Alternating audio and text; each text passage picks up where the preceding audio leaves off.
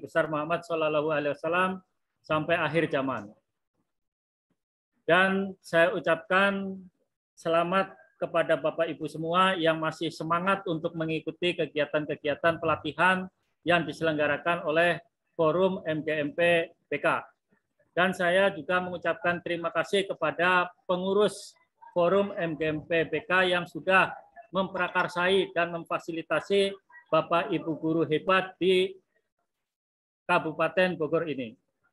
Ya, untuk mempersingkat waktu, narasumber kita karena sudah hadir yaitu Bapak Iip Arifin SPD MM selaku pengawas SMP Dinas Pendidikan Kabupaten Bogor nanti akan memberikan materi tentang literasi dan numerasi. Untuk itu marilah kita buka kegiatan kita dengan bacaan basmalah. Bismillahirrahmanirrahim. Ya, selanjutnya materi akan disampaikan Bapak Iip Arifin SPD MM.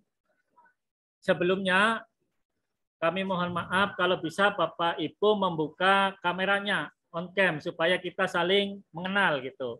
Biar komunikasi kita, kekeluargaan kita itu lebih akrab. Kalau diizinkan silakan buka kamera Bapak Ibu. Biar kita sama-sama mengenal. Ya, selanjutnya dipersilakan kepada Bapak Iip Arifin SPD MM untuk memberikan materi. Kami persilahkan kepada Bapak Iip. Baik, terima kasih Pak Budi sebagai moderator pada hari ini. Ya, sudah bertemu 2 kali dengan hari ini nih Pak nih. Mudah-mudahan betul Pak. Selalu sehat selalu ya. Alhamdulillah. Amin. Ya, kepada Bapak Ibu guru juga nih yang sudah hadir saat ini, saya ucapkan salam jumpa. Ya, salam jumpa, kita salam kenalan ya. Mudah-mudahan ini salah satu wasilah kita bisa bersilaturahim. Ya, di antara kita saling mengenal walaupun melalui daring seperti ini ya. Sebelumnya saya ucapkan Assalamualaikum warahmatullahi wabarakatuh.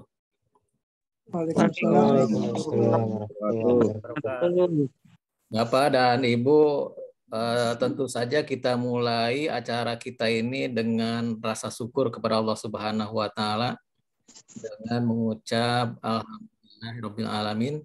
Segala puji bagi Allah Subhanahu wa Ta'ala yang telah memberikan nikmat kepada kita, terutama nikmat sehat walafiat. Sehingga pada hari ini kita bisa melaksanakan salah satu kegiatan yaitu webinar di Forum MGMP Kabupaten Bogor.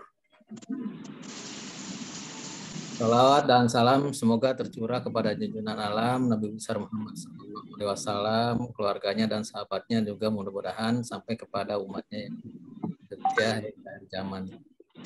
Bapak dan Ibu yang saya hormati, saya izin share dulu ya.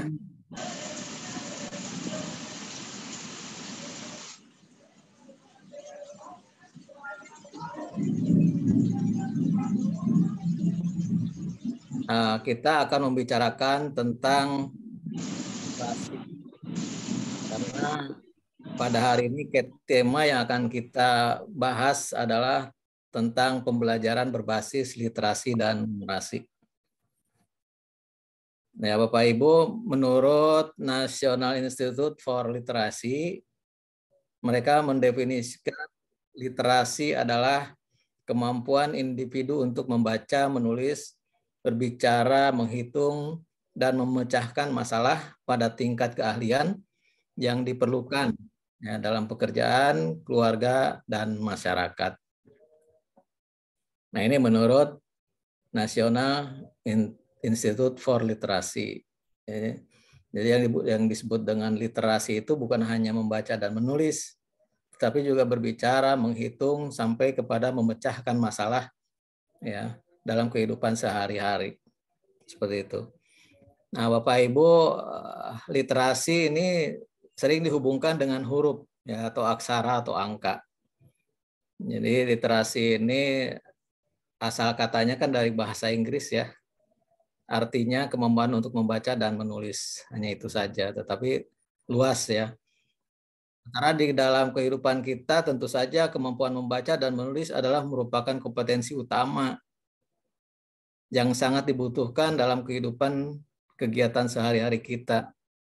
Bahkan ketika Nabi Muhammad SAW menerima wahyu dari Allah Subhanahu wa taala di Gua Hiro, yang pertama muncul adalah Iqra, bacalah. Itu adalah salah satu literasi. Nah, itu awal ya dari ilmu pengetahuan dari membaca itu sendiri. Yang sekarang ini kita lebih kenal dengan literasi. Tanpa kemampuan membaca dan menulis, komunikasi antar manusia tentu saja sulit berkembang ke tingkat yang lebih tinggi ya, karena kita kan memiliki bahasa yang berbeda-beda ya di antara suku dan ras ya, golongan, negara itu mempunyai bahasa yang berbeda-beda sehingga kemampuan menulis, membaca dan komunikasi itu harus berkembang ya.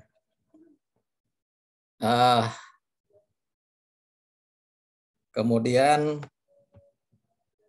gagasan umum dari literasi sendiri itu diserap dalam berbagai bidang tentu saja, bukan hanya bahasa Indonesia dan matematika, tetapi harus juga diserap oleh yang lainnya. Nah, sekarang ini yang sudah diserap ya, yang wajib nih oleh pemerintah, literasi itu ada 6 literasi.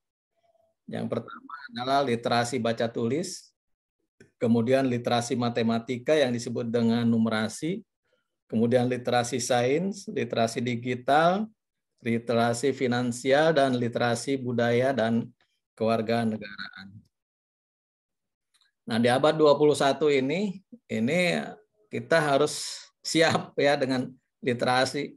Karena literasi itu akan menjadi kunci ya untuk terus-menerus belajar dan meningkatkan kompetensi agar siap masuk ke dunia kerja. Ya, dunia kerja itu sangat dibutuhkan sekarang. Kalau tidak bekerja, kita tidak akan bisa hidup. Ya, sehingga literasi zaman sekarang itu ya abad ini sangat urgensi, ya, sangat penting sekali. Nah, Bapak dan Ibu, yang pertama tadi adalah literasi baca tulis.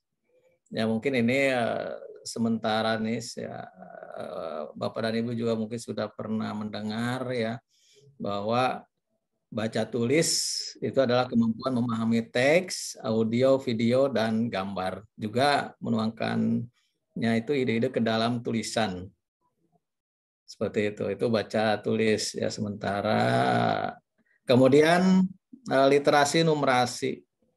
Literasi numerasi itu kemampuan menginterpretasikan simbol dan angka, serta informasi dalam bentuk grafik, dalam bentuk tabel, dalam bentuk bagan, ataupun dalam bentuk diagram.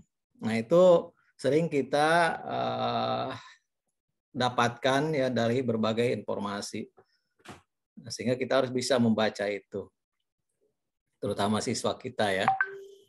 Kemudian literasi sains itu pemahaman terhadap fenomena alam di sekitar dengan menggunakan metode berpikir inquiry. Ciri khas daripada sains. Kemudian literasi finansial itu adalah kemampuan untuk mengelola keuangan, ya, mengelola keuangan. Karena kita sekarang semuanya serba materi, sehingga kita bisa mengelola keuangan kita di dalam mempertahankan hidup kita. Pak, mohon maaf, screen-nya tidak jalan, Pak. Oh, gitu. Screen-nya, iya.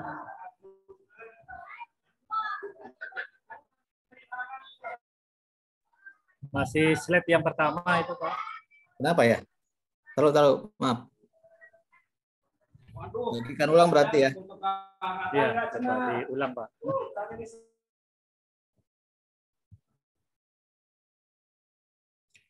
Ini udah ada? Sudah muncul, Pak. Muncul. Ya, sudah.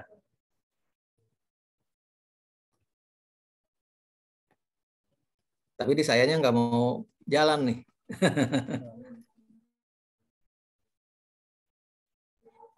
Sebentar. Ini di sayanya nggak mau jalan nih.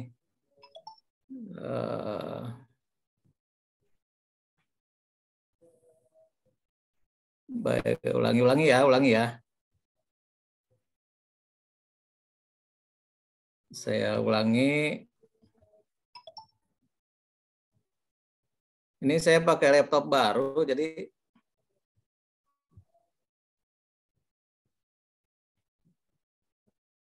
ada yang baru ini, Pak? Muncul, Pak. Muncul. Ini udah ganti, Pak? Udah ganti, Pak. Ya. Udah ganti ya? Udah. Iya. Nah, ini tadi yang sudah dibicarakan ya. Nanti akan dibagikan apa namanya nih, PPT-nya. Ini sudah terlewat tadi ya? Ya, sudah, Pak. Lanjut aja ya, nggak usah dibaca ulang ya. Lanjut, Pak. Lanjut aja ya. Nah, ini sampai sini tadi ya. Ya, kemudian literasi finansial ya, literasi finansial, kemampuan untuk mengelola keuangan dalam kehidupan kita. Ya, dalam keluarga, dalam bekerja, dan lain sebagainya. Kemudian literasi digital. Nah, ini kemampuan berkomunikasi dan menggunakan konten positif ya melalui dunia digital dengan bijak. Nah, di sini banyak tantangan nih ya, literasi digital. Ya. Karena ini banyak hal-hal bukan yang positif saja ya berkomunikasi dengan digital ini, tetapi lebih banyak yang negatifnya. Maka kita harus bijak untuk memilih mana yang baik untuk kita. Kemudian literasi budaya dan kewarganegaan ya. Ini pemahaman dan sikap terhadap keragaman budaya Indonesia dan dunia tentu saja ya. Juga pemahaman dan penerapan hak dan kewajiban sebagai warga masyarakat ya, sebagai anggota masyarakat di Indonesia. Nah, itu adalah 6 yang akan harus kita kuasai saat ini ya. Masih banyak literasi lain sebenarnya ya. Hanya ini yang diutamakan oleh pemerintah kita. Nah, Bapak dan Ibu, literasi baca tulis ini tujuan atau fungsinya adalah yang pertama untuk memahami isi teks tertulis, baik yang tersirat maupun yang tersurat, dan menggunakannya untuk mengembangkan pengetahuan dan potensi diri. Ini yang pertama ya, dari baca tulis itu yang pertama adalah memahami isi teks. Ya, baik yang tertulis maupun tidak tertulis. Kemudian mengembangkan pengetahuan kita dari apa yang sudah kita baca. Nah, selain membaca, kita juga ini fungsinya dari literasi dan baca menuangkan gagasan dan ide ke dalam tulisan dengan susunan yang baik untuk berpartisipasi di lingkungan sosial. Nah, jadi kita bukan hanya membaca saja, ya, pengetahuan kita itu di-upgrade, tapi ketika kita sudah mendapatkan pengetahuan itu, maka kita akan memiliki gagasan-gagasan baru. Ya. Gagasan-gagasan baru itu tentu saja kalau kita tulis ya di dalam sebuah tulisan, tentu saja menjadi susunan yang baik, itu adalah hal positif buat kita. Buat karir juga ya. Nah, jadi apa yang kita baca ya kita tuangkan dalam tulisan pengetahuan yang baru. Nah, dalam literasi baca tulis ini ada 4 ya, ada 4 kategori. Yang pertama membaca, menulis dengan bersuara ya kencang atau dalam hati. Ya. Kemudian membaca dan menulis terpandu. Nah, untuk siapa ini? Ini adalah untuk anak-anak kita. Anak-anak kita bisa membaca sendiri, maka kita harus mulai dari kecil, sedari dini, itu harus memandu anak-anak kita ya untuk mencintai atau bukan mencintai saja, tapi menyenangi, menyukai dengan membaca. Kalau sekarang anak-anak itu membaca di WA ya, Instagram kayak begitu dan lain sebagainya itu ya. Maka semuanya itu harus kita pantau tuh, yang baik-baik saja yang harus kita sarankan kepada anak kita, cucu kita ya. Seperti itu. Itu harus terpandu ya, dipandu tuh membaca dan menulis itu. Ya bagi mereka, bagi anak-anak tentu saja. Kemudian membaca dan menulis bersama. Nah, ini kolaborasi ya, grup ya atau berkelompok. Kemudian membaca dan menulis mandiri. Nah, itu mungkin yang bisa dari literasi baca tulis. Ini masih ini ya, masih slide-nya udah pindah ya. Kemudian sudah pindah, Pak. Sudah Pak, sudah pindah. Boleh nanti Bapak Ibu ngambil, nggak usah di screenshot ya, nanti ya, saya bagikan ya. Ini untuk sains. Sains itu fungsinya yang pertama kecakapan memahami fenomena alam dan sosial di sekitar kita. Fenomena alam ya, sekarang musim hujan ya. Musim hujan kita hati-hati ini di Bogor ini banyak longsor. Nah, dengan literasi sains ya, dengan banyak longsor itu mana daerah-daerah longsor kan gitu ya. Daerah-daerah rawan. Nah, kita harus menghindari itu. Ya, di pinggir-pinggir kali, jembatan tebing ya, dengan musim sekarang ini di Bogor ini sudah banyak kejadian di kota ya. Nah, ini fenomena alam ya, literasi. Nah, ini tentu saja juga berdampak sosial bagi kita ya. Dengan banyaknya banjir, ada longsor dan lain sebagainya, kita harus membantu rekan-rekan kita, saudara-saudara kita yang terdampak dari fenomena alam ini. Kemudian yang kedua, mengidentifikasi pertanyaan dan menarik kesimpulan berdasarkan bukti-bukti. Nah, ini ilmiah ini ya. Nah, literasi desain berbentuk ilmiah. Kemudian kecakapan untuk mengambil keputusan yang tepat secara ilmiah. Nah, ini masih di literasi sains ya, kecepatan. Literasi sains itu fungsinya juga untuk kecakapan untuk mengambil keputusan yang ilmiah tadi ya, agar hidup kita ini nyaman, lebih sehat, lebih baik. Ya, misalkan kita tahu nih rokok ya, bahaya rokok.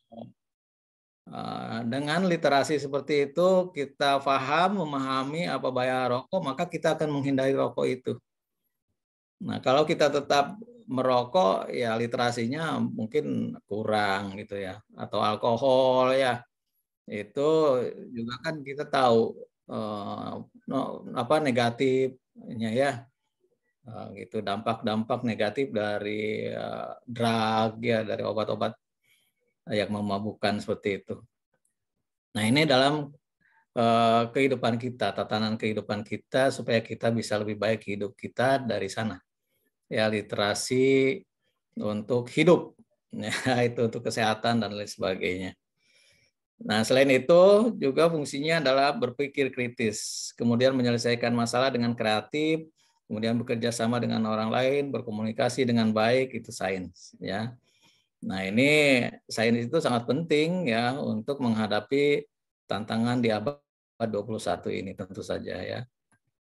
Nah, ini gambar dari budaya. Nah, ini tidak akan saya bahas, nanti untuk tugas saja ya Bapak dan Ibu ya, tentang budaya dan kewarganegaraan.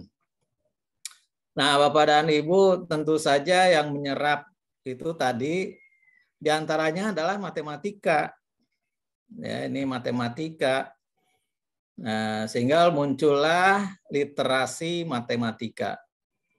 Nah, sementara ini persepsi umum masyarakat yang terjadi adalah bahwa matematika itu hanya terkait dengan angka dan operasi hitung, penjumlahan, pengurangan, perkalian, dan pembagian gitu ya.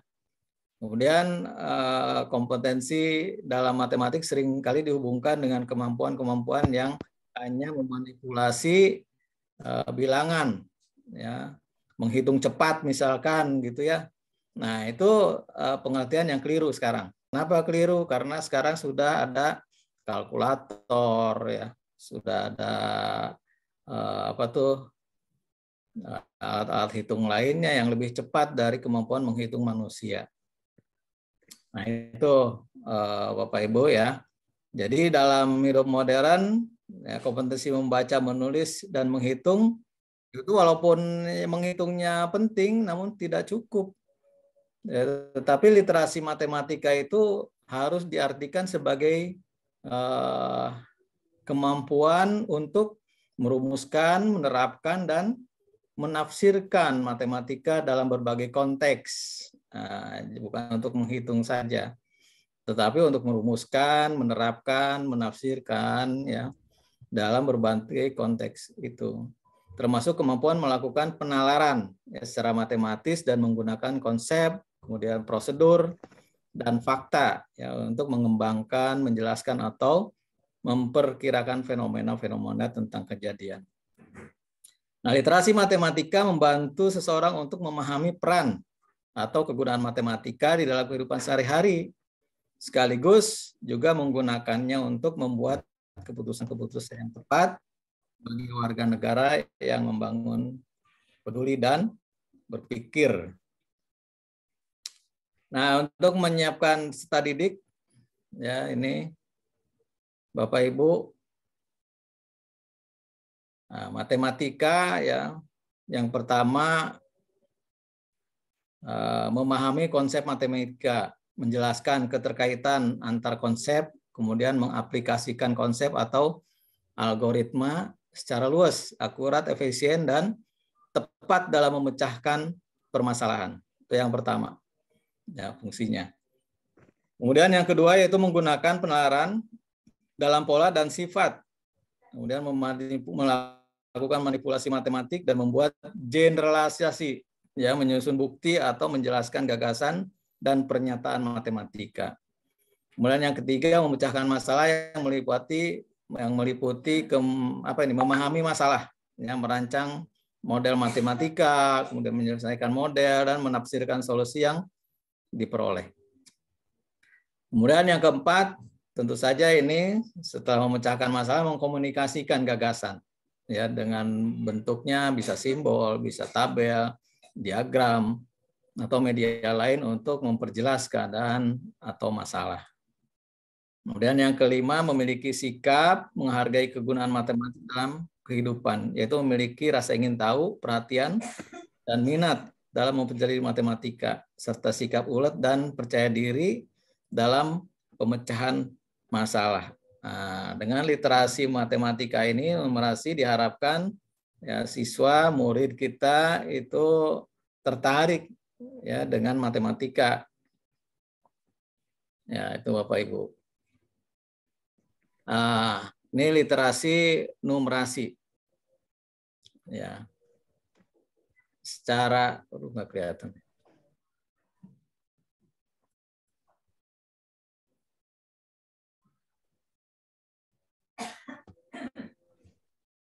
Nah, biar agak jelas Bapak Ibu ya.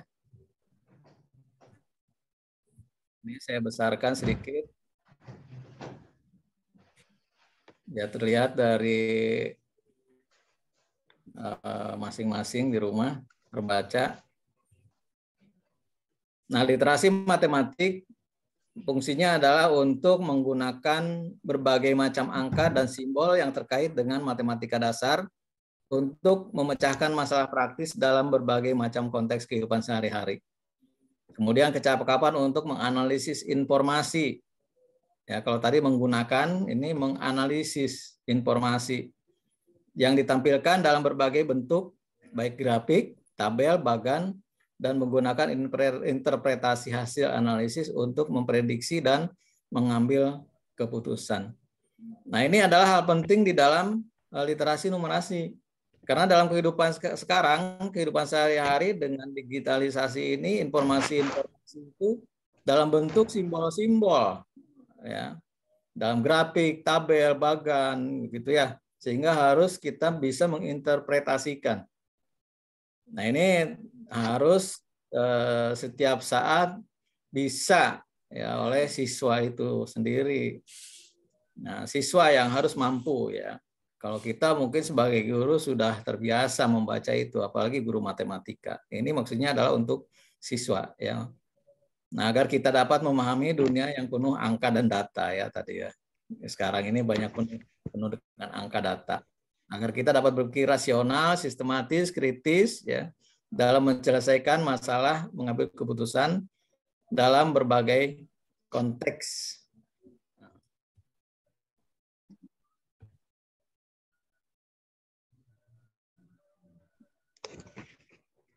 Ini Bapak Ibu terlihat ya Mas ya? Saya takutnya tidak terlihat. Terlihat. Yang finansial ini nanti kita khusus ke bawahnya adalah akan membahas tentang numerasi ya. Kita ini sepintas-sepintas saja beberapa literasi ya. Nah ini yang berkaitan dengan literasi finansial. Finansial di sekolah, ya finansial di rumah gitu kan. Finansial di mana lagi itu nanti itu. Nah, di sekolah misalkan ya, kita fokus kepada siswa. Membiasakan siswa berbelanja di koperasi sekolah. Ya, ini juga salah satu bentuk untuk meningkatkan kesejahteraan ya, kesejahteraan anggota koperasi di sekolah. Ya, di masa pandemi kemarin itu tidak boleh ya, ada koperasi, ada jual beli ya di dalam sekolah. Ya. Sekarang nggak tahu nih, setelah pandemi sudah berlalu, apakah koperasi di sekolah sudah berjalan atau tidak.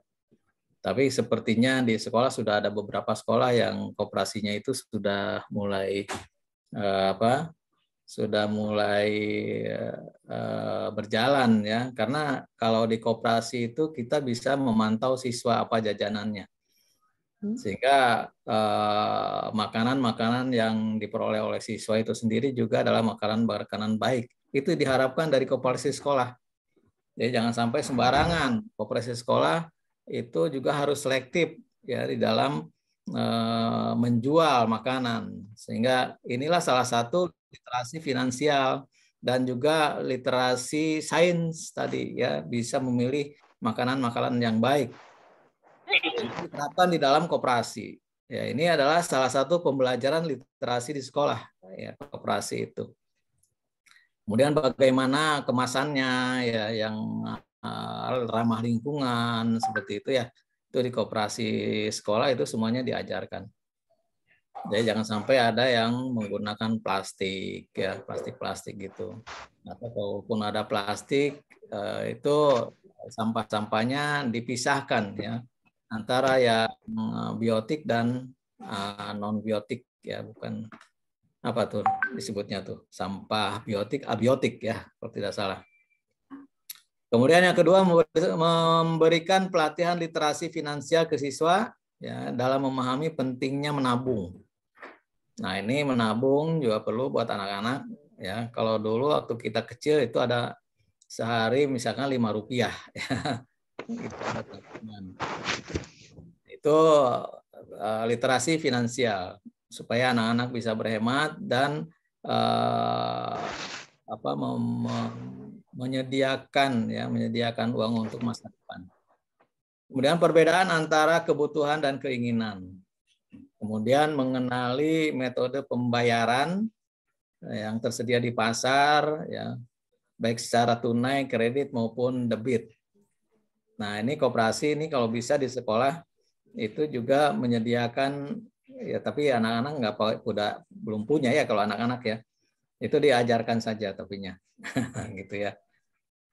Belum punya kartu ya anak-anak ya. Tapi sekarang dengan BRI itu ada ya, ada kerjasama kadang-kadang sekolah dengan BRI. BRI masuk atau BJB ya masuk ke sekolah, kemudian ada buku tabungan, kemudian buku tabungannya itu menggunakan kartu, nah itu bisa digunakan.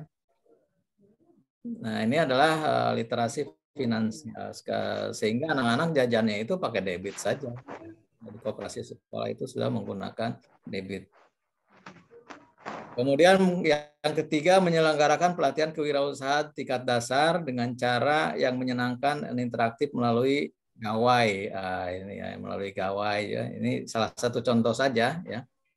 Kemudian menyelenggarakan pekan kewirausahaan dengan melatih siswa berjualan barang atau jasa. Ya, setahun sekali lah gitu ya, ada pameran gitu kan, diadakan pameran hasil-hasil karya siswa itu dipamerkan, kemudian dijual kepada temannya, kepada orang tua, kepada guru gitu ya. Kemudian mereka menghitung labanya berapa, modalnya berapa, dijual berapa supaya dapat laba. Nah, ini adalah salah satu bentuk dari literasi finansial. Kemudian menggunakan KIP untuk berbelanja kebutuhan sekolah.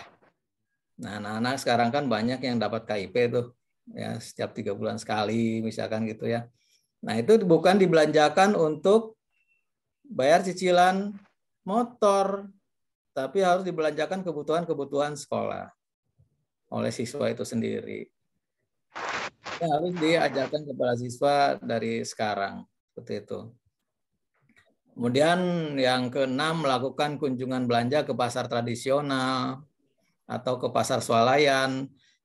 Kemudian siswa diberikan panduan berapa jumlah belanja maksimal yang boleh dibelanjakan. Mencatat dulu tuh barang-barang yang akan dibelinya. Kemudian membandingkan harga dan memeriksa struk belanja setelah selesai transaksi. Ketika sudah transaksi, anak-anak itu ini harganya berapa, kemudian jumlahnya berapa, di struk tertulis lengkap seperti itu apa tidak. Itu kemudian kembaliannya berapa. Itu pelajaran untuk anak di finansial.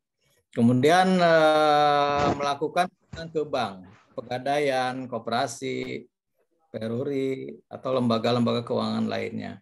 Salah satu saja ya gitu ya, yang ada yang dekat dengan lokasi sekolah, bisa dengan bank ya atau koperasi kalau yang ada di sekolah atau yang lainnya gitu ya.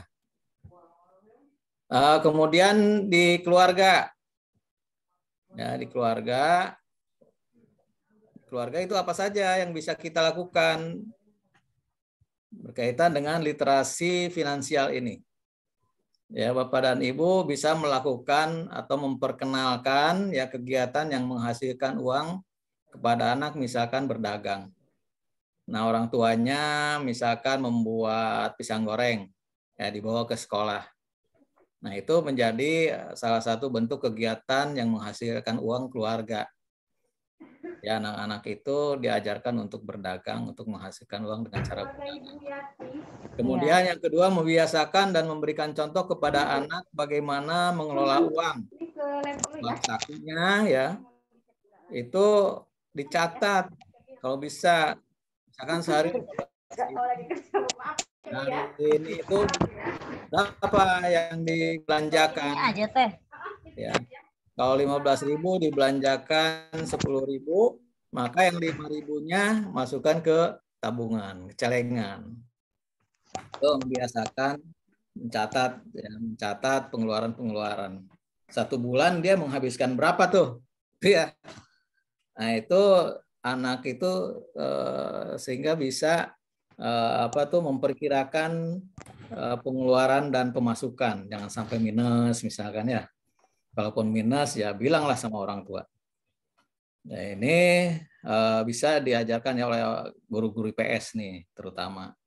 Kemudian yang ketiga, diskusi dengan anak tentang keuangan dan mengajak anak berpikir kritis.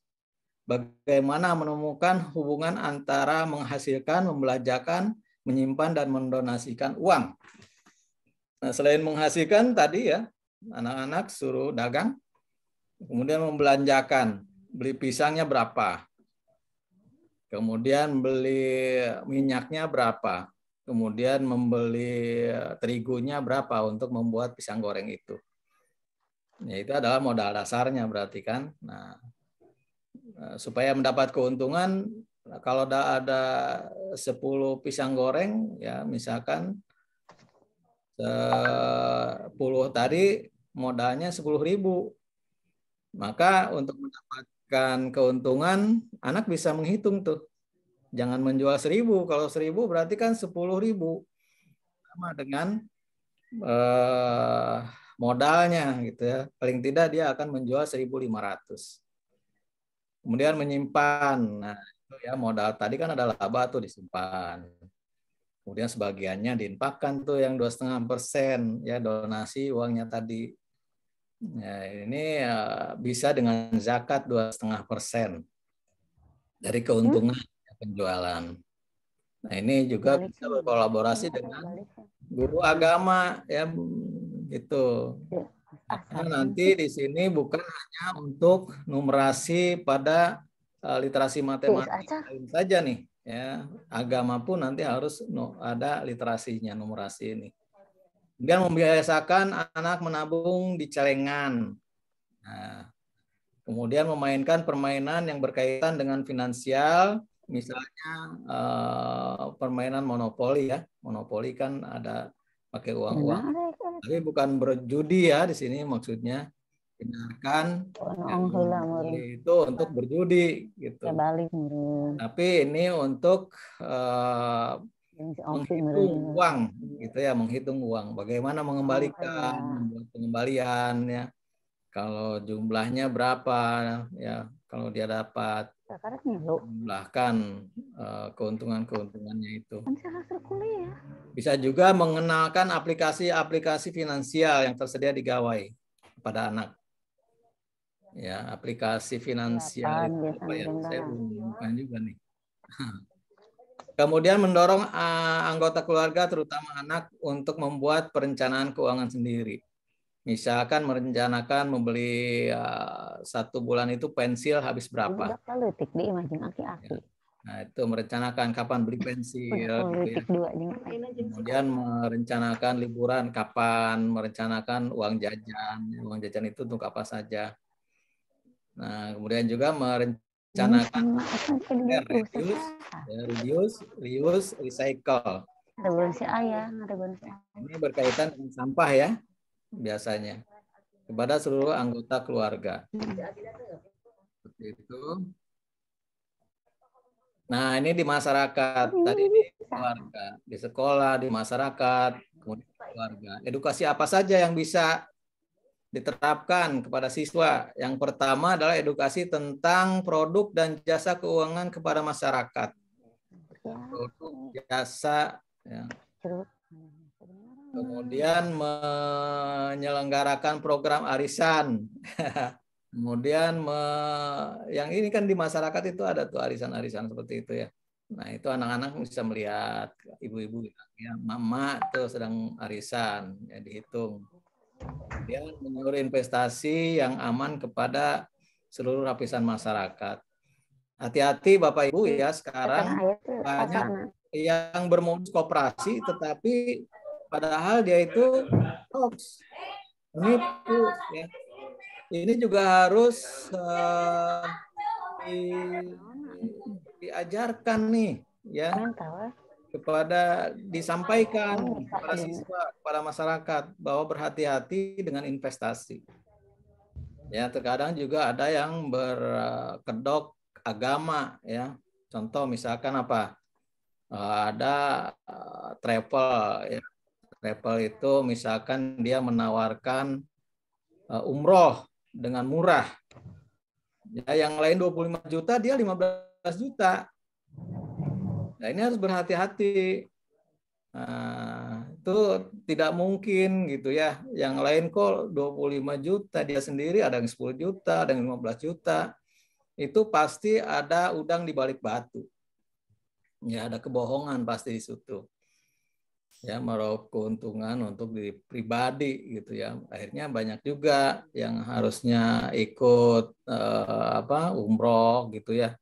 Itu banyak tuh yang tertipu seperti itu.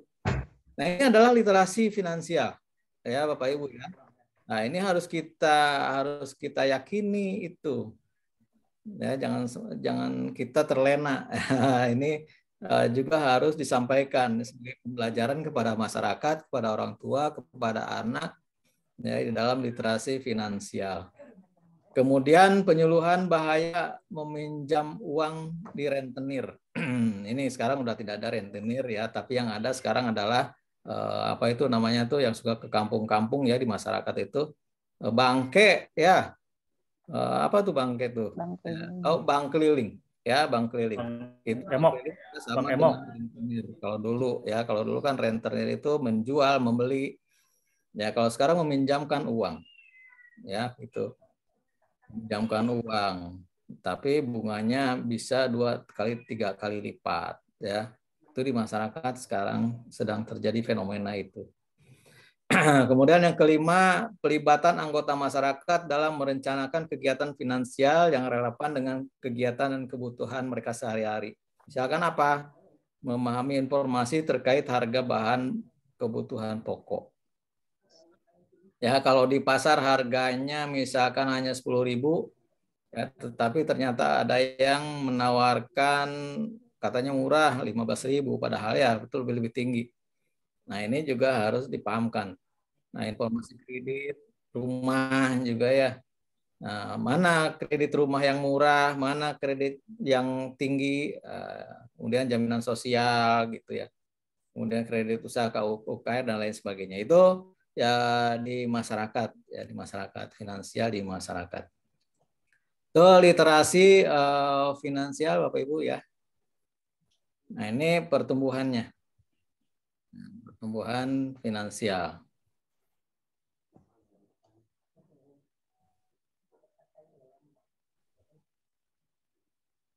Nah, literasi keuangan. Jadi dulu sedikit, nah, biar kelihatan Bapak Ibu ya. Nah, seperti itu. Nah, literasi keuangan itu untuk apa saja? Sehingga kita dapat memilih strategi keputusan keuangan yang tepat. Ya. Tadi yang sudah saya uraikan itu. Kemudian bertanggung jawab pada keputusan keuangan yang diambil. Literasi keuangan atau finansial itu juga bisa berinvestasi ya di keluarga. Tetap terjaga investasinya itu. Jangan sampai kecolongan kita ya, dibohongi sama orang lain. Kemudian dapat mempengaruhi pertumbuhan kekayaan finansial. Nah, itu literasi finansial. Nah, kemudian digital Bapak Ibu. Ya, digital. Ini sangat penting sekali nih. Ya. Literasi digital. Ya, digital sekarang ini banyak digunakan oleh anak-anak. Bahkan anak yang 12 tahun ke atas yang sudah bisa baca, yang anak di bawah umur 7 tahun juga yang belum bisa membaca, itu kalau orang tuanya memberikan HP ya, gadgetnya, itu dia bisa berpetualang itu ya. Padahal dia tidak bisa baca. Ya, saya pernah punya ponakan itu ya, main gadget. Kata saya, kok dia bisa milih-milih gitu kan.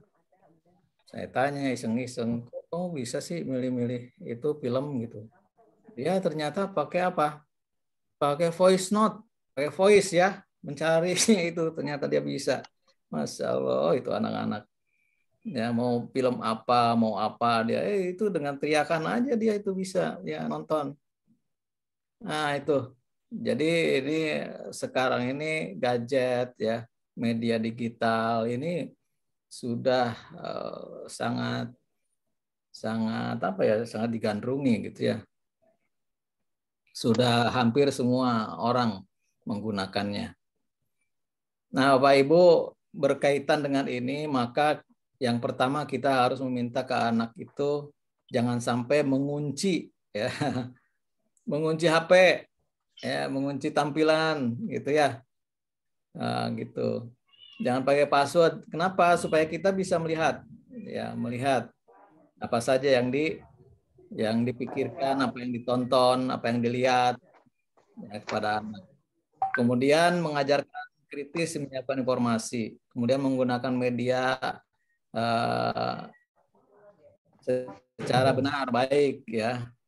Kemudian dalam berkomunikasi media sosial juga harus punya etika. Karena bahasa anak sekarang itu kan ya kadang-kadang di luar pemikiran kita ya gitu, di luar batas ya, ada yang jorok gitu ya, ada yang kasar gitu kan bahasanya itu ya harus kita cegah. Kemudian kita juga harus memperkenalkan situs-situs yang baik, konten-konten Ibu. Bisa kita Sama melakukan ya Oh, di dini. melanggar gitu. Makasih sehat kita. Bu Eli, Bu Rima, mohon maaf, suaranya di mute Bu, soalnya bocor. Mohon maaf. Ya baik, lanjutkan ya. Nah ini Bapak Ibu, literasi digital itu adalah pengetahuan dan kecakapan untuk menggunakan media digital dalam mencari, membuat, menggunakan, dan menyebarkan informasi. Literasi digital memungkinkan informasi bergerak cepat, sangat cepat bahkan ya, menjangkau lebih banyak orang di dunia karena terbukanya dunia digital. Yang dekat jadi jauh, yang jauh jadi dekat dengan digital ini. Ya, ini ada kreativitas di sana, ada kolaborasi, ini yang positif-positifnya. Ya, ada komunikasi yang cakap, kemudian kemampuan praktik, rasional, ya. Kemudian menguasai informasi, pemahaman budaya dan sosial, pemikiran kritis dan evaluasi itu diharapkan dari digital, ya. Yang dari digital itu yang positif-positifnya adalah ya hal-hal yang seperti itu. Ya, kemudian ini Bapak Ibu nih untuk masyarakat ya, yang positif tadi ya, bahwa ada apa nih dari Paul Gisler ya, pengertian dari literasi digital itu adalah kemampuan untuk memahami dan menggunakan informasi dalam berbagai bentuk dari berbagai sumber yang sangat luas ya, yang diakses melalui piranti komputer. Nah, ini sekarang bukan hanya komputer saja, ya gadget malah ya lebih smart ya, lebih smart ya gitu.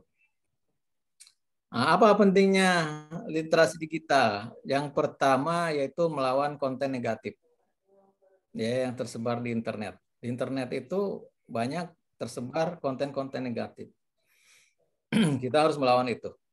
Kemudian yang kedua, memperkuat kapasitas masyarakat menghadapi revolusi industri 4.0. Ya, harus memperkuat kapasitas itu.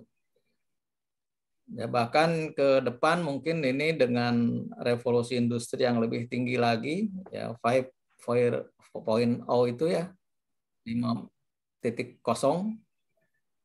Nah, itu semuanya serba listrik mungkin ya kalau ke depan itu. Kompor listrik, kemudian mobil listrik, ya semuanya listrik ya kemungkinan di 5.0 gitu ya. Nah sekarang pemerintah sudah ada ini kan nih, sudah ada desus ya isu itu kompor gas itu akan diganti oleh kompor listrik. Ya ada kemungkinan ya itu nanti akan terjadi di tahun berapa gitu orang sudah tidak menggunakan kompor gas lagi. Ya dulu kita pertama mungkin tidak menggunakan kompor kan. Ya orang-orang tua zaman dulu kita itu menggunakan kayu bakar. Kemudian menggunakan minyak tanah diganti dengan minyak tanah. Kemudian minyak tanah diganti dengan gas. Nah, sekarang gas akan diganti dengan listrik. Ya, tetapi yang manual-manual itu, yang kayu, ya kayu bakar, kemudian minyak, kemudian kompor gas akan tetap ada ya selamanya. Itu tidak akan hilang. Hanya walaupun mungkin hanya tinggal 1% atau 2% manusia yang menggunakannya, tetap itu tidak akan hilang ya dari kehidupan kita ya karena itu adalah kemampuan dasar ya manusia. Kemudian penting lainnya adalah menciptakan masyarakat yang pola pikirnya itu kreatif. Nah itu Bapak Ibu upayakan ya memperkuat kemampuan untuk melawan konten-konten negatif. Sekali lagi nih ya pesan kepada Bapak dan Ibu, kemudian meningkatkan kapasitas untuk memproduksi konten-konten positif, mengembangkan ekonomi digital, ya. Bapak Ibu mungkin sekarang banyak toko-toko serba ada ya, atau serba yang dulu berjaya, sekarang berjatuhan tuh, bangkrut. Nah, karena apa? Karena sekarang ekonomi sudah mulai beralih ke digital. Itu salah satunya. Kita harus mengikuti itu. Ya, Bapak dan Ibu, ini yang berkaitan dengan positif ya. Dan yang ini juga adalah apa nih? Pengembangan kecakapan keahlian digital big data. Ya, big data. Bapak Ibu hati-hati dengan big data ini ya. Semua data kita ini sudah sekarang sudah satu data. Ya. Dengan Bapak dan Ibu punya akun ya, mau di Gmail, mau di Yahoo, mau di mana gitu ya, itu data kita sudah terekam. Kita lahir tahun berapa, kita ada di mana, ya gitu. Itu dengan sangat mudah sekali dengan big data itu kita ketahuan. Ya, big data. Sehingga data-data kita ini sebetulnya sudah disimpan ya, disimpan di suatu data yang kita tidak tahu itu disimpan di mana. Tetapi ada penggunanya. Nah, maka kita harus berhati-hati dalam bermedia sosial karena akun kita itu sudah terdeteksi ya di big data ini dengan akun tadi. Ya, Bapak Ibu ya. Nah, makanya di sini banyak orang yang punya akun-akun bodong. Nah, seperti itu. Untuk apa? Untuk melakukan kejahatan. Ya, Bapak dan Ibu itu tadi literasi ya. Nah, ini ada data Bapak dan Ibu hasil dari PISA. Ya, PISA.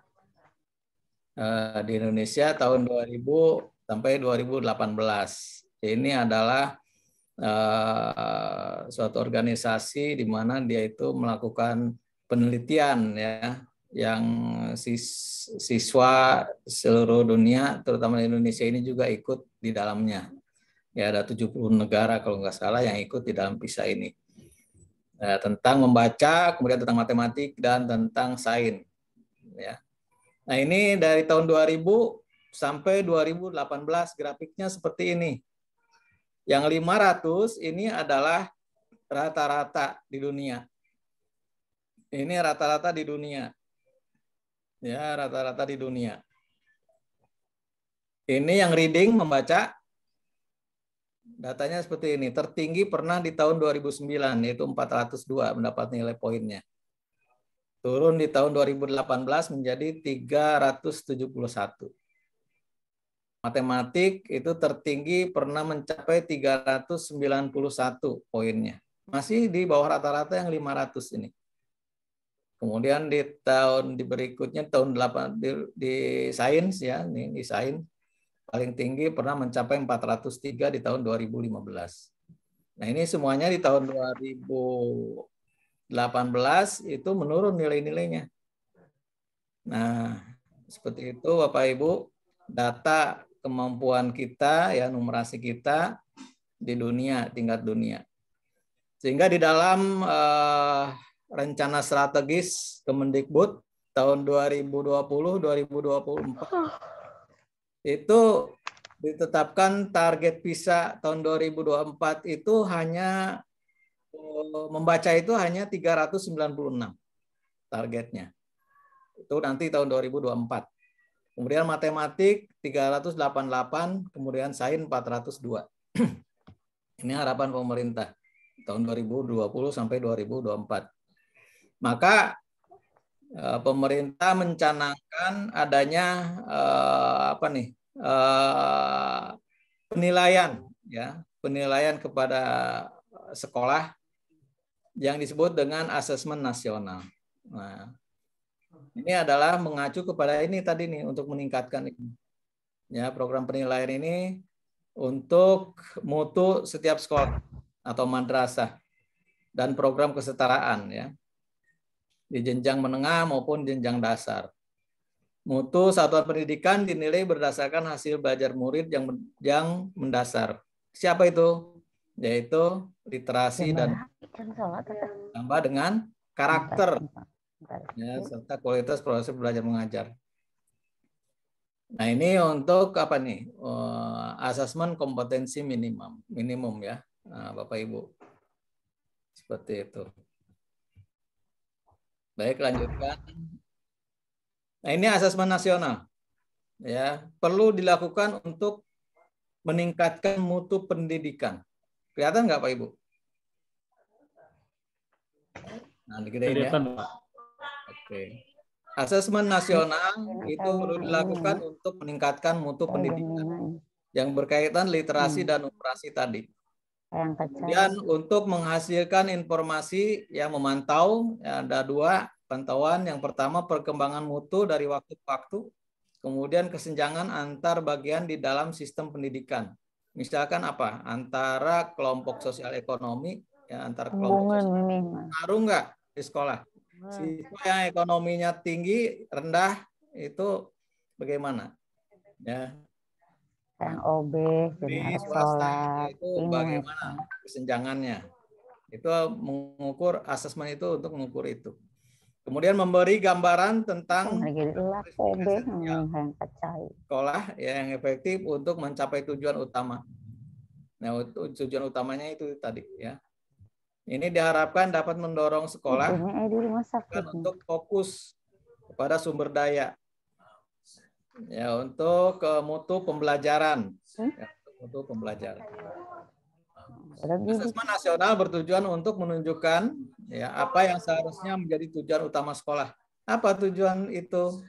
Yaitu mengembangkan kompetensi dan karakter murid atau siswa. Nah, jadi sekolah itu berfungsi untuk mengembangkan kompetensi dan karakter siswa. Kemudian asesmen nasional dirancang untuk menghasilkan informasi akurat untuk memperbaiki kualitas belajar mengajar yang pada gilirannya akan meningkatkan hasil belajar murid. Nah, maka di asesmen nasional itu yang jadi sasarannya selain siswa juga guru dan kepala sekolah. Guru dan kepala sekolah itu di situ asesmennya adalah tentang lingkungan belajar. Jadi asesmen lingkungan belajar. Sebaiknya guru dan kepala sekolah mengisi dengan sebenar-benarnya apa yang ada di dalam sekolah itu yang terjadi.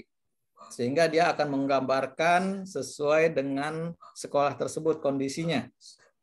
Tapi kalau menjawab asesmen nasional, survei lingkungannya itu tidak sesuai dengan apa yang terjadi di sekolah, maka tentu saja itu nanti pemerintah akan salah menilai tentang sekolah. Nah, untuk apa hasilnya? Diharapkan menjadi dasar perbaikan pembelajaran. Nah, pemilihannya itu kelas 5, kelas 8, dan kelas 9 yang menjadi sasaran. Kenapa kelas 5, kelas 8, dan kelas 11, maaf, yang menjadi sasaran? Ini dimaksudkan supaya murid tadi, siswa tadi, setelah asesmen itu ada perbaikan tidak, ya, pembelajaran di sekolah itu, ya, di kelas 9 misalkan nanti, ya, apakah dia merasakan atau tidak tuh perbaikan pembelajaran itu di sekolah tersebut. Nah, walaupun nanti kelas 9 mereka tidak akan diujikan, ya, tapi mereka akan merasakan perbaikan apa saja yang terjadi di dalam sekolah setelah asesmen. Nah, ini yang itu juga yaitu tujuannya untuk memotret dampak, ya, dari proses belajar di setiap satuan pendidikan. Bentuk soalnya apa saja? Bentuk soal asesmen nasional ini berkaitan dengan literasi dan numerasi. Yaitu ada pilihan ganda bentuknya, kemudian ada pilihan ganda kompleks, ada menjodohkan, isian singkat, kemudian ada juga uraian. Ya. Nah, ini ada 3 ya asesmennya. Yang ada kompetensi minimum yang berkaitan dengan literasi dan numerasi. Karena literasi membaca, ya, dan literasi matematik itu menjadi fokus pemerintah, karena dengan 2 literasi itu maka akan fondasi lah gitu ya masa depan siswa.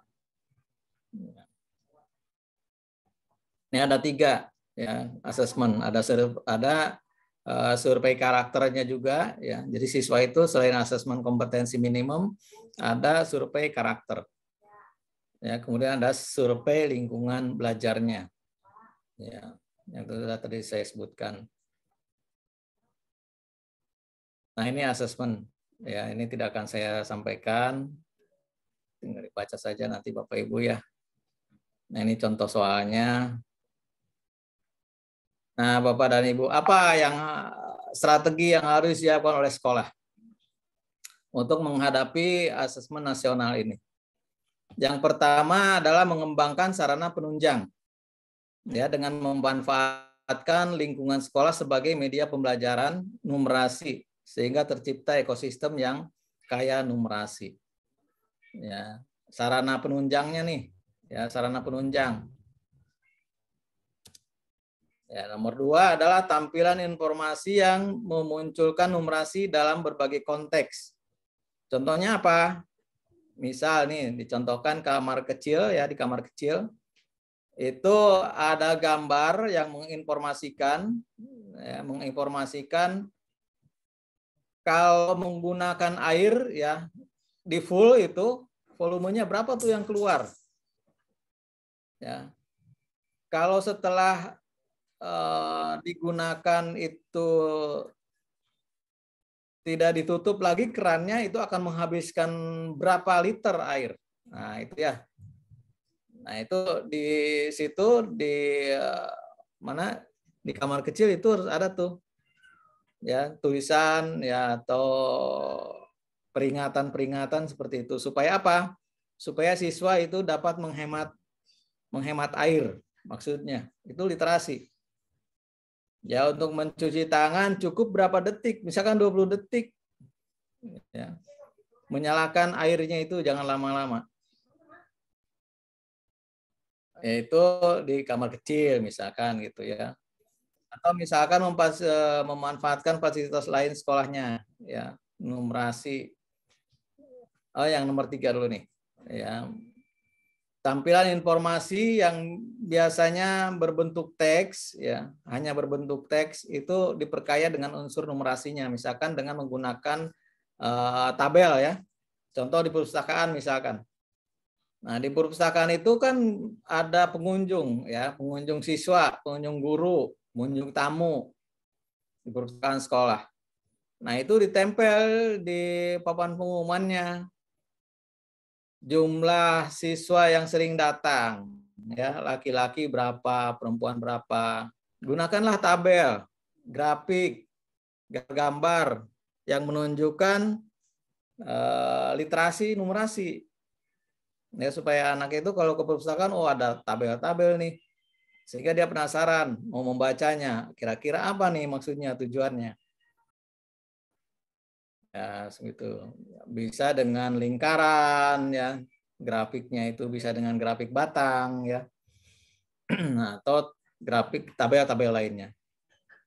Kemudian memanfaatkan fasilitas di sekolah untuk tampilan-tampilan numerasi, misalkan alat ukur badan ya, alat ukur badan. Alat ukur badan itu misalkan ketika datang gitu ya, di situ disediakan alat ukur badan. Sehingga setiap hari anak bisa mengukur berat badannya tuh. Wah, saya hari ini naik. Ya, berarti harus diet ya gitu ya.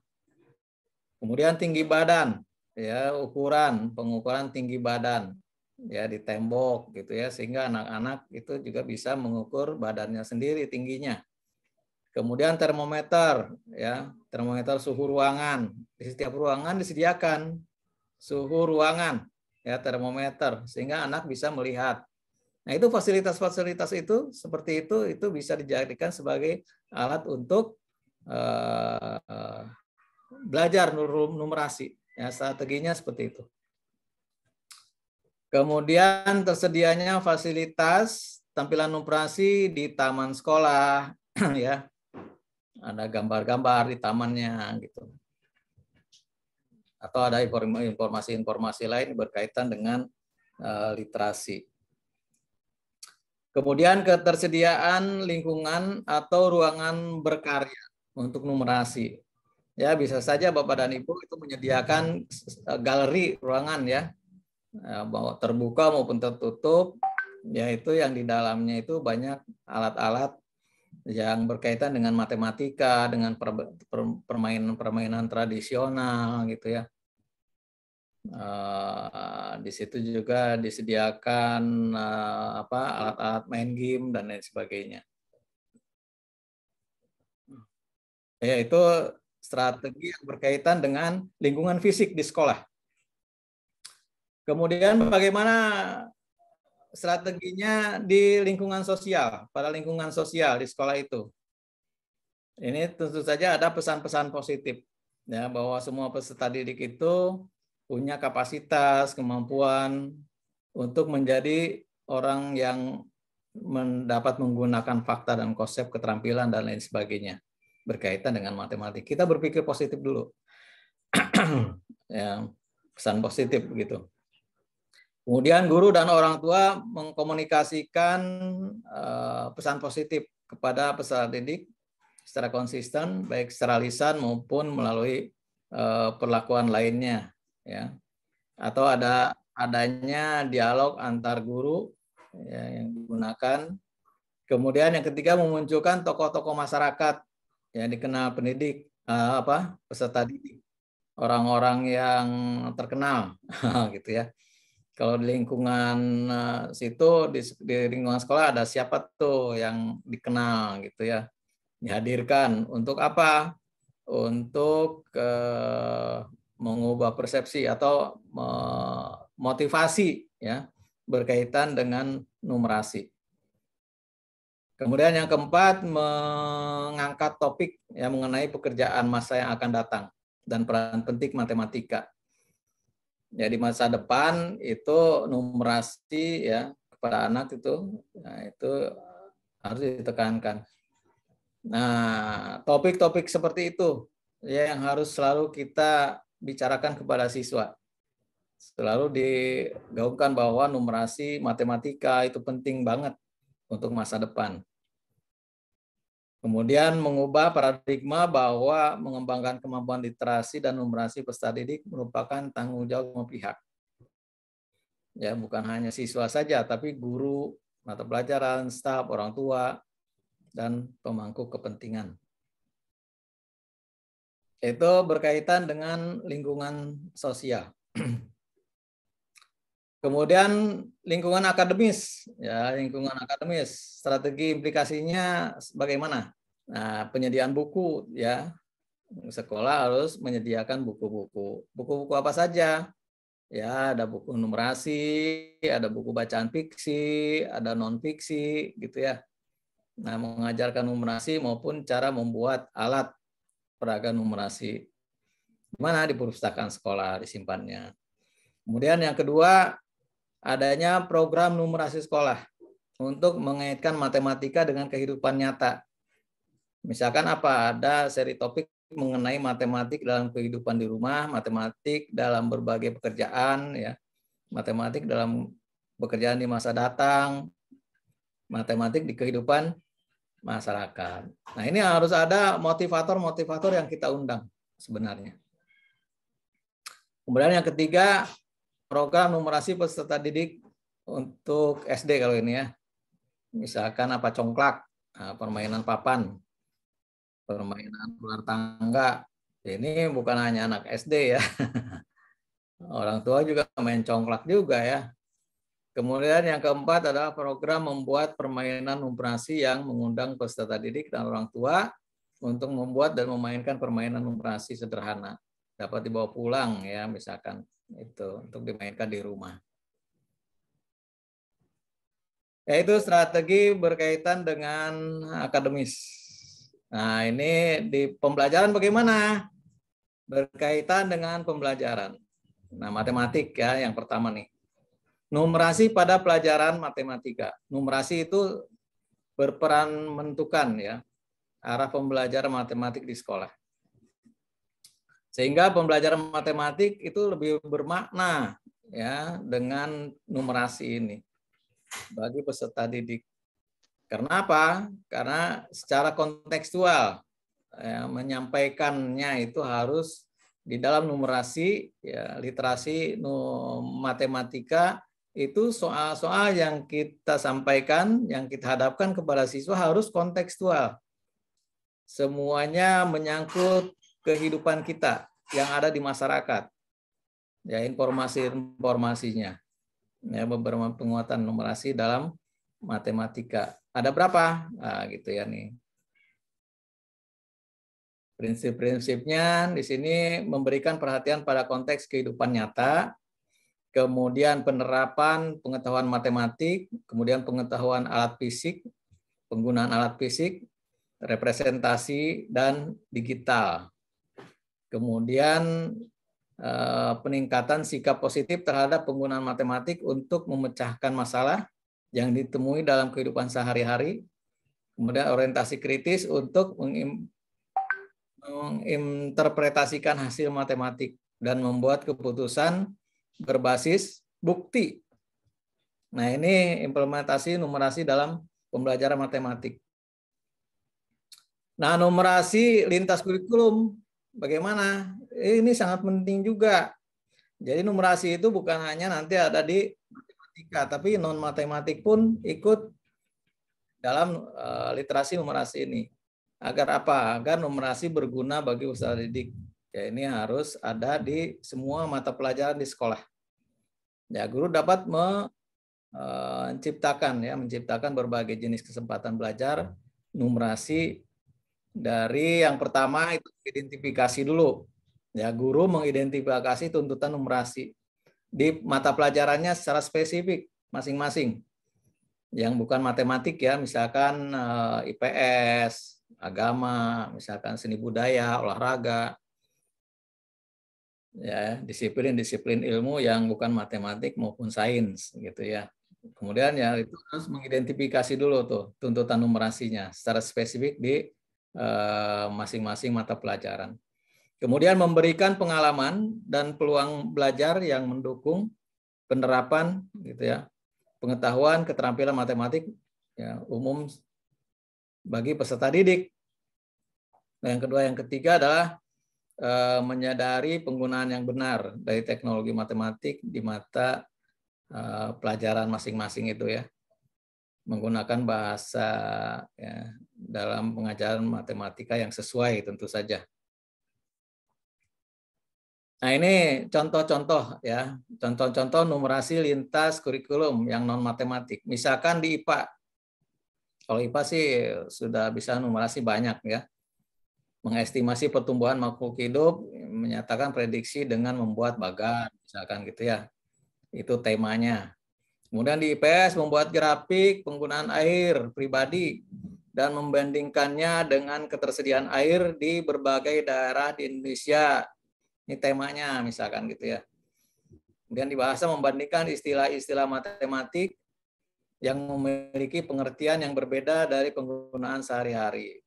Ini di bahasa. Kemudian di sejarah menggunakan diagram batang untuk membandingkan persediaan makanan pada Perang Dunia Kedua, misalkan gitu ya, dengan konsumsi makan peserta didik. Ini tema-tema ini bebas, ini contoh saja.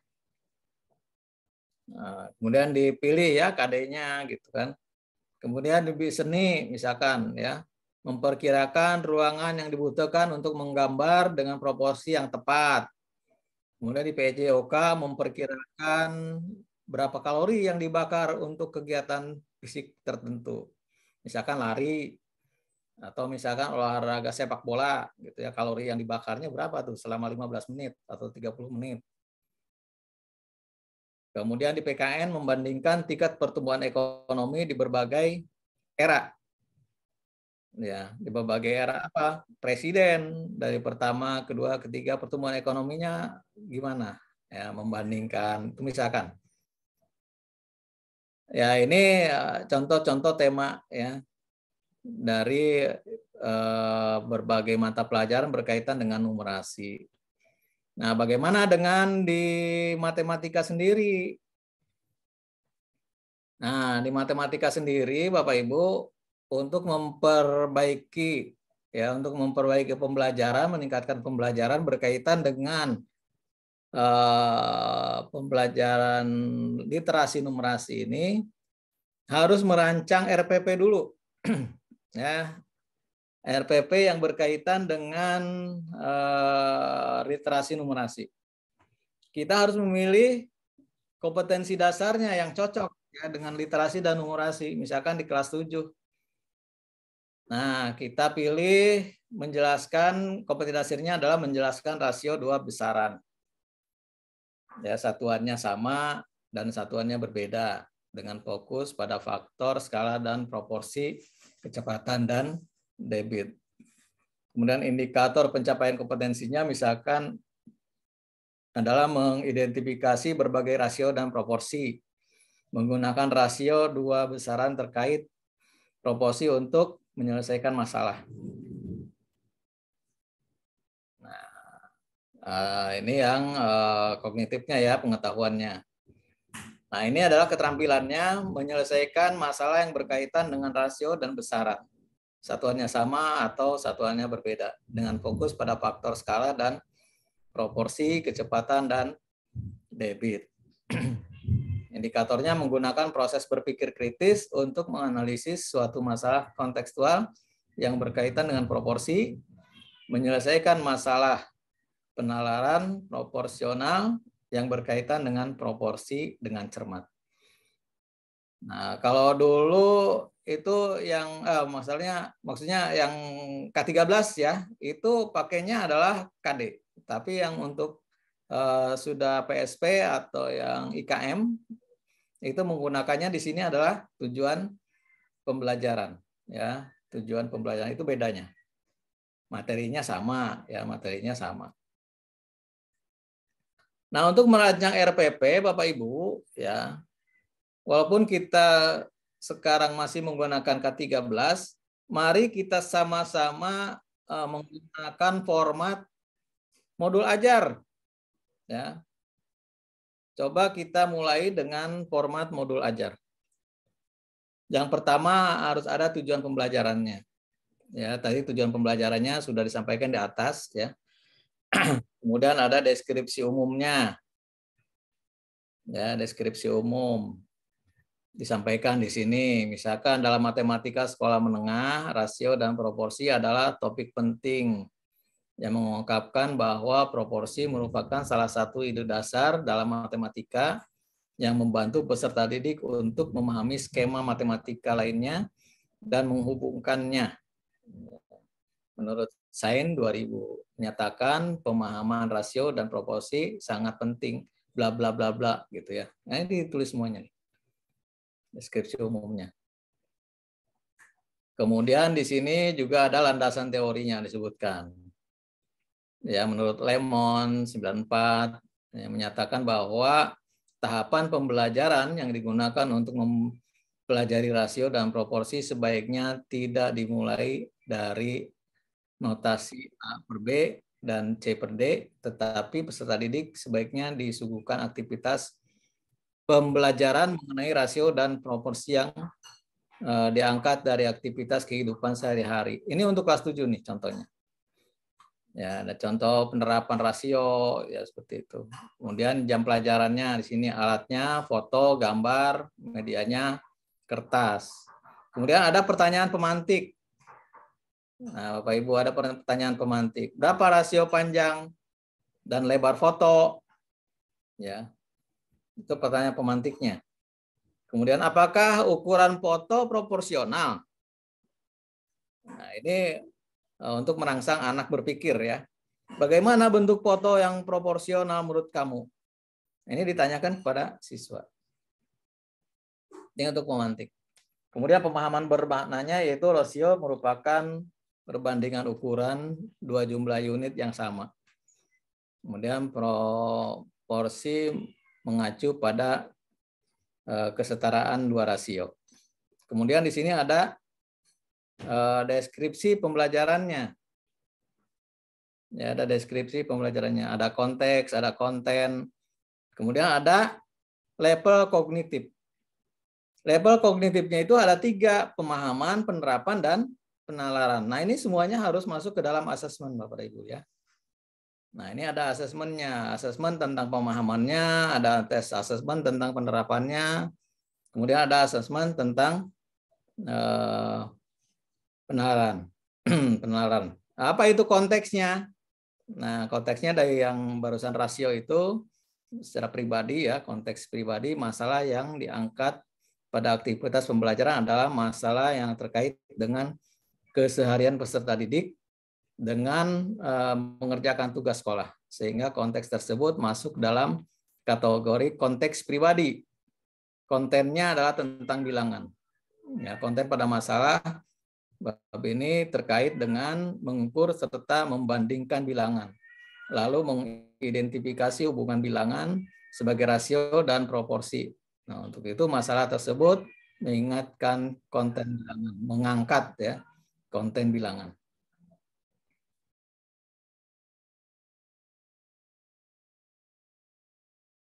Dan di sini harus juga di dalam modul ya, di dalam RPP yang baru.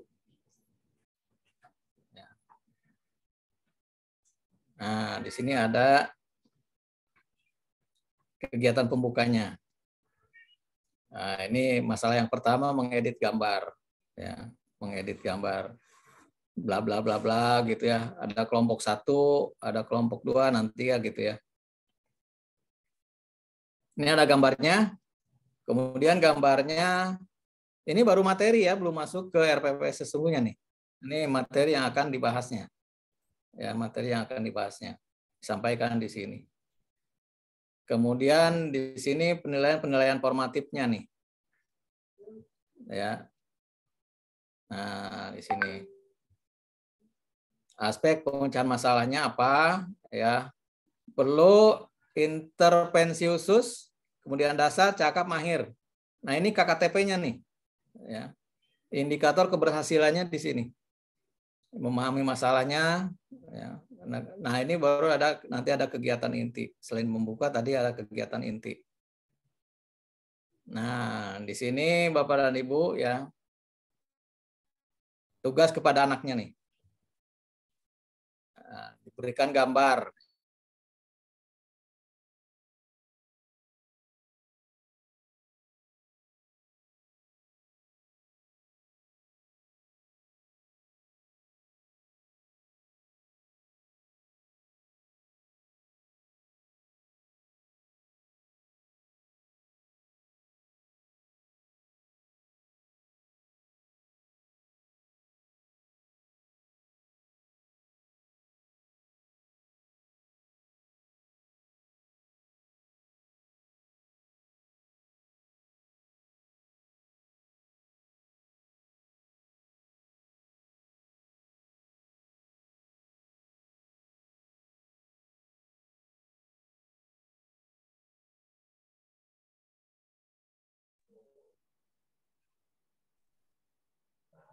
Iya, Bapak Ibu, kemungkinan loss sinyal Bapak Ibu untuk Pak Iip-nya. Kita tunggu sebentar ya Bapak Ibu.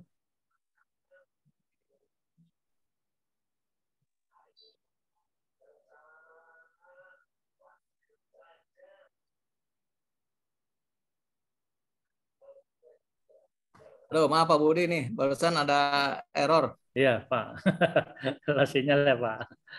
Nggak, sinyalnya lewat tuh barusan tuh. Iya Pak, betul Pak. Lanjut ya. Tadi sampai mana tadi ya? Sampai ke penilaian Pak. Penilaian ya? Iya. Baik, nah ini oke, teruskan ya, lanjutkan ya. Nah ini yang dipermasalahkan nih, yang berkaitan dengan proporsional tadi ya. Nah, siswa diberikan 2 buah gambar seperti ini, kemudian anak disuruh membandingkan. Bandingkan gambar 32 dan gambar 33. Nah, mengapa gambar 33 dinilai tidak proporsional dibandingkan gambar 32? Jelaskan jawabanmu. Nah, ini dalam kelompok ya. Mana yang lebih proporsional kan gitu. Nanti anak dari segi apa nih gambar yang pertama saja dan kedua ini ada perbedaan. Nah, di sini anak itu disuruh berpikir, kenapa ini proporsional, kenapa ini tidak proporsional kan gitu. Ini cara berpikir anak. Yang diminta ya, diminta. Tuliskan informasi apa yang dapat kamu ketahui dari gambar 32 dan gambar 33 terkait dengan proporsional ya. Proporsional atau tidaknya gambar ini. Yang mana yang lebih proporsional, nomor 1 atau nomor 2? Itu permasalahan yang pertama. Nah, ini kita nanti harus juga ada alternatif jawaban nih dari kita. Ya. Nah, karena panjang foto pada gambar 33 terlalu panjang sehingga gambar terlihat tidak proporsional. Kemudian alternatif jawabannya gambar 32 dan gambar 33 lebarnya sama yaitu 4 satuan. Gambar 33 tidak proporsional karena panjangnya berbeda dengan gambar 32. Ya. Seperti itu. Ini contoh RPP-nya ya. Ini contoh RPP-nya. Kemudian ada masalah lain. Nah, gitu ya. Menafsirkan atau mengevaluasi.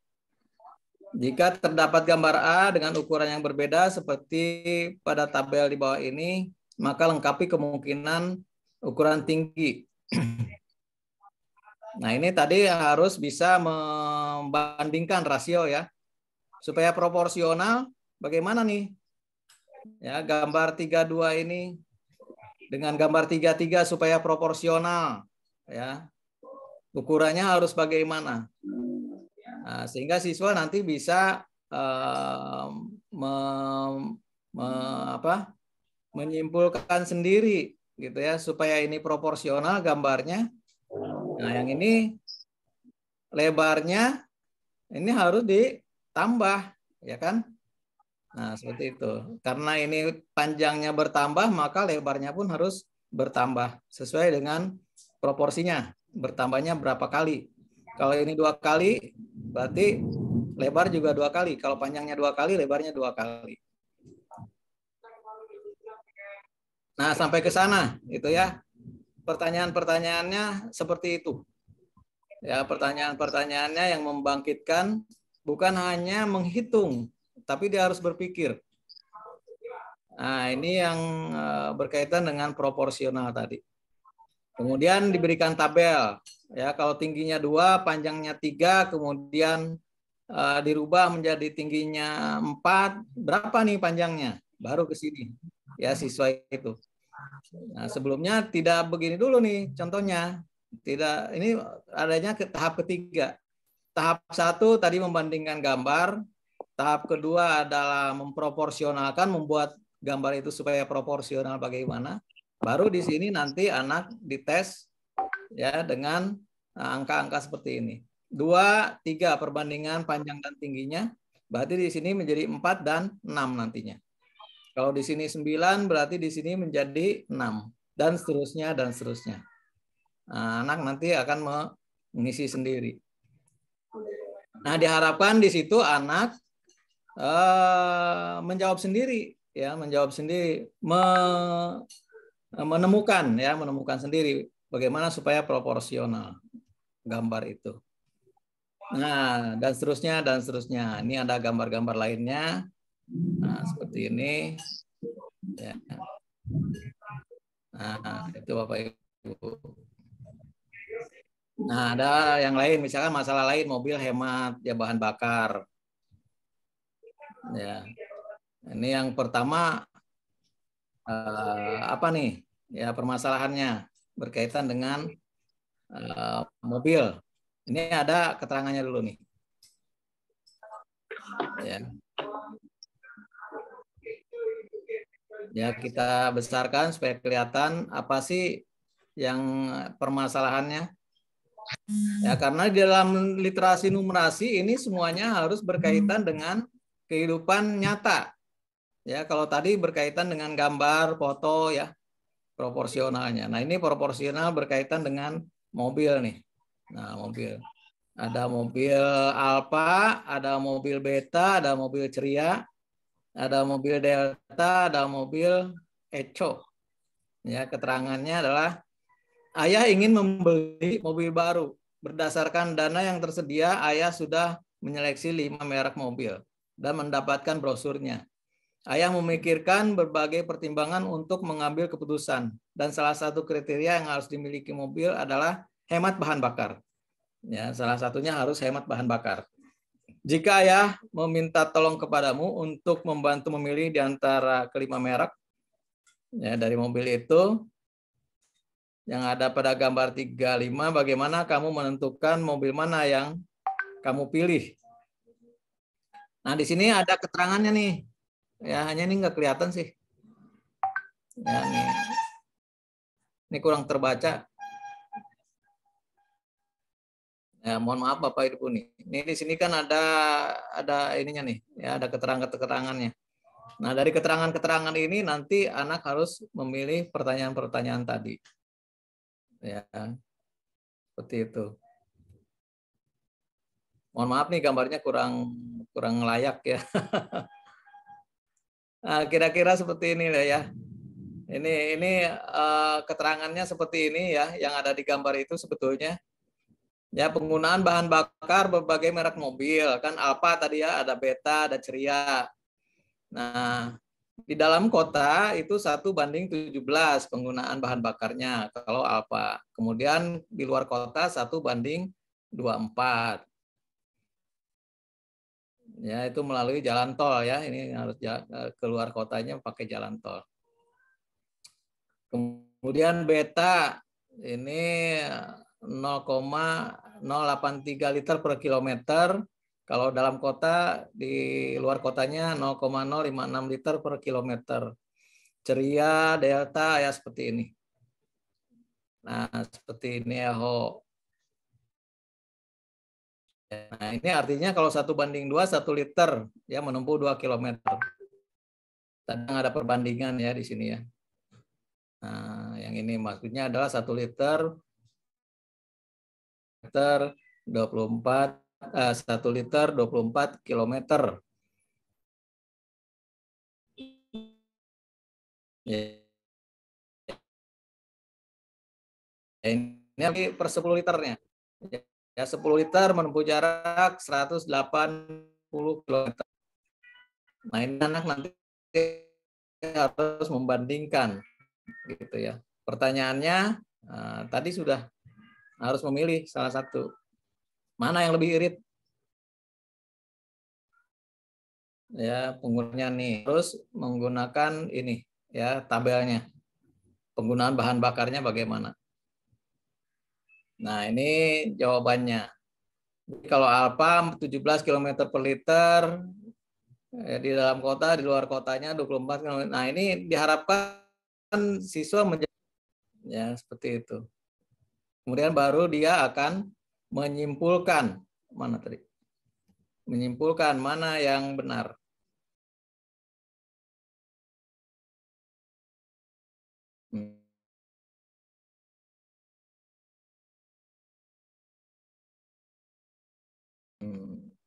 Kelihatan Pak? Kelihatan.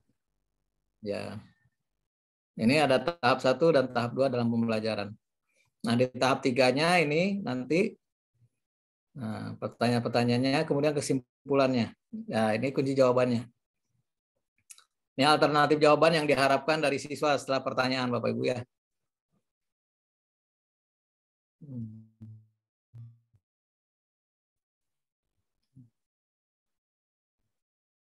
Nah, saya setuju dengan pendapat Andi ya, karena ini pertanyaannya apa ya? Apakah kamu setuju dengan pendapat Andi atau Zeta? Nah, di sini ada 2 pendapat. Ya, diberikan 2 pendapat. Andi memilih merek Ceria karena menurut Andi keluarganya lebih banyak beraktivitas di dalam kota saja Dan di antara kelima merek di atas, mobil dengan menggunakan bahan bakar yang paling hemat untuk dalam kota adalah merek Ria. Kemudian Ayazeta sering kerja keluar kota melalui jalur darat dan banyak melewati jalur tol. Sehingga menurut Zeta mobil yang tepat adalah merek Echo. Ya, gitu. Ini alternatif jawabannya. Saya setuju dengan pendapat Andi. Karena apa? Jika membandingkan kedua pengguna mobil luar kota dan dalam kota, maka Lena sebaiknya memilih Alfa. Nah, itu kan ya. Tadi si Lena itu memilihnya adalah apa nih? Echo ya tadi ya. Nah, seperti itu. Ya, pertanyaannya pertanyaan seperti itu Bapak dan Ibu. Kemudian ada kegiatan penutup ya, sama nih di sini ada kegiatan. Kemudian ada penilaiannya. Nah, penilaiannya seperti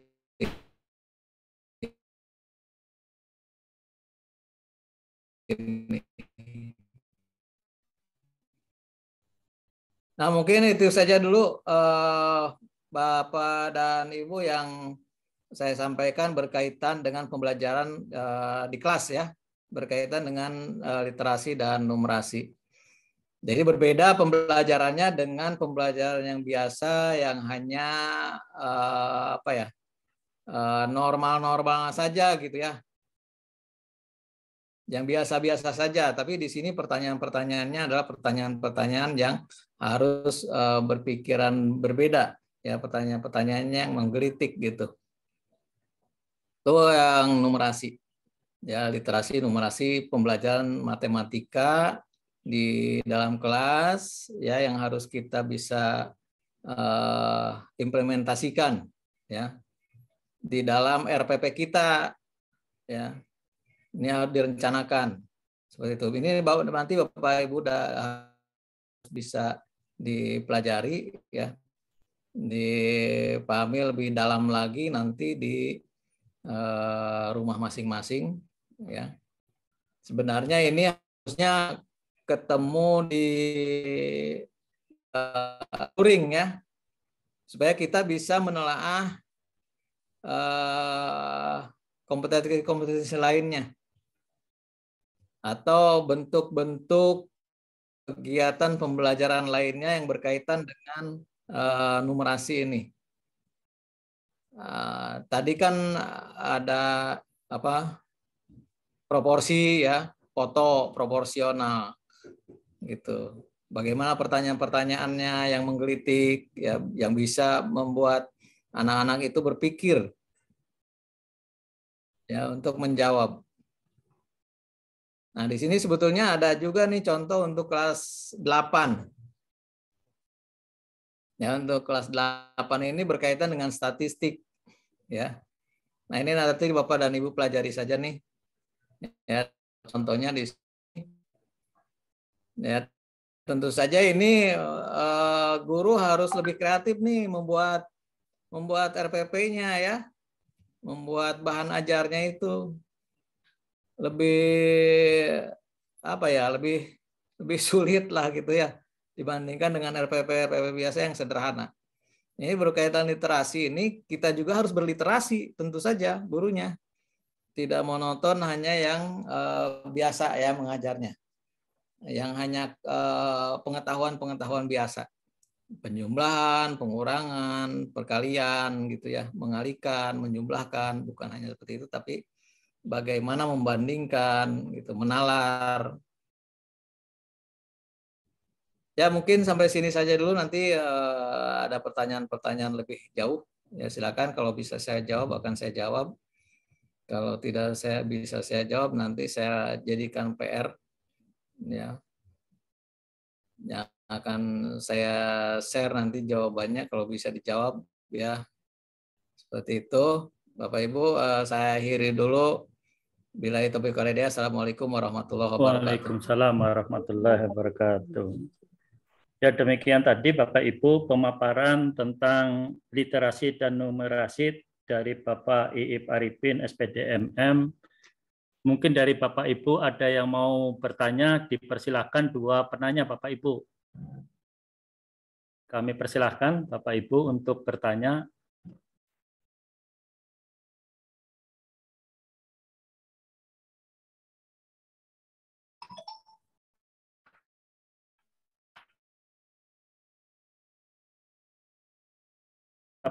Ini guru matemamu atau Bermacam-macam Pak, mata bermacam-macam pelajaran. Ya. Macam-macam ya. Iya, iya, iya.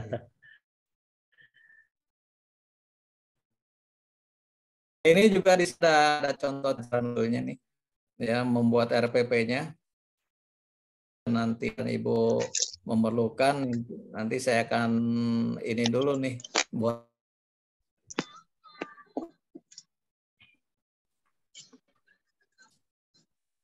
Ya, silakan Bapak Ibu. Silakan Bapak Ibu. Ya kalau kita di literasi itu kan ada baca tulis, kemudian ada numerasi, ada finansial, ada budaya dan kewarganegaraan. Nah, kemudian ada asesmen. Asesmen itu kan ada 3, kompetensi minimum, karakter, lingkungan belajar. Nah, mungkin di tengah-tengah lingkungan Bapak Ibu ada masalah, silakan dipertahankan selaku pembicara. Ada Bapak Ibu yang mau bertanya? Dipersilahkan Bapak Ibu. Tapi ayamnya gimana? Ini ya maaf, iya makanya kalau biar pengimplementasian di sekolah itu lebih jelas Bapak Ibu. Silakan kalau ada yang mau bertanya. Di mobilnya enggak. Ayam malam saya. Diomong nggak dimakan. Ayamnya. Kayaknya tidak ada pertanyaan itu Pak Iip. Nanti dimakan ayamnya dong dimakan. Oh iya, kalau tidak ada ya bisa ditutup kali ya. Ya. Ya kalau tidak ada pertanyaan Bapak Ibu, seandainya nanti pas sedang istirahat ada timbul niat untuk bertanya, bisa menghubungi Pak Iip Arifin untuk menghubungi lewat WA atau lewat telepon Bapak Ibu ya. Diberi kesempatan. Ya berhubung kesempatan ini belum ada yang bertanya, kemudian waktu juga sudah semakin sore ya kan. Untuk itu kami selaku moderator atau pembawa acara, seandainya ada kata-kata atau ucapan yang kami mohon maaf sebesar-besarnya, ya kan. Ucapkan terima kasih kepada Bapak Iip Arifin SPDMM selaku pembicara dan kepada Bapak Ibu guru hebat Kabupaten Bogor yang sudah mau belajar walaupun siang mengajar di kelas, kemudian disambung dengan kegiatan Zoom, yaitu literasi dan numerasi. Saya ucapkan sekali lagi terima kasih banyak kepada semua. Mudah-mudahan ilmu yang dipelajari ini bisa kita kembangkan dan untuk kemajuan dunia pendidikan. Terima kasih. Kami akhiri. Wabillahi taufiq wal hidayah. Wassalamualaikum warahmatullahi wabarakatuh. Waalaikumsalam warahmatullahi wabarakatuh. Terima kasih semuanya. Terima kasih. Ya, terima kasih Bapak Ibu. Pamit. Aduh, lift dulu. Ya, silakan Bapak Ibu boleh live.